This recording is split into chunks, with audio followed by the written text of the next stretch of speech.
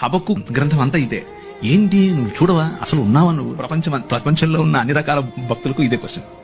అయితే భక్తులు ఏం ఎక్స్పెక్ట్ చేస్తారంటే జరగంగానే ఆయన కత్తెత్తుకొని వచ్చేసి వేసేయాలనుకుంటారు. But god doesn't work like that. ఆయన అలా పనిచేయడు.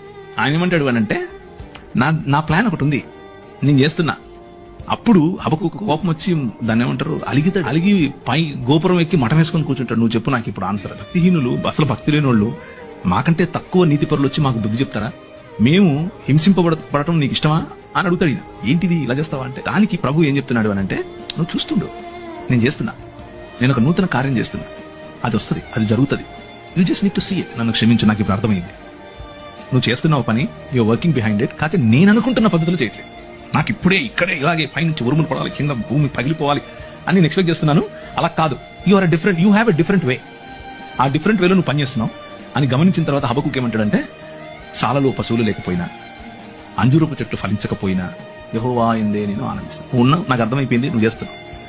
సో ఫైనల్ గా వాళ్ళు పనిష్మెంట్ కు లేకపోతే తీర్పు అనేది ఆయన చేతిలో. Let's put it this way.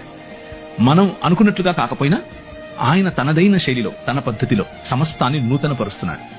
కొందరికి ఛాన్స్ ఇచ్చి నూతన పరుస్తాడు, కొందరికి పళ్ళు రాలగొట్టి నూతన పరుస్తాడు. రెండిట్లో ఏది కరెక్ట్ అనేది ఆయనకే వదిలేద్దాం, ఆయన చేస్తాడు. He's doing it.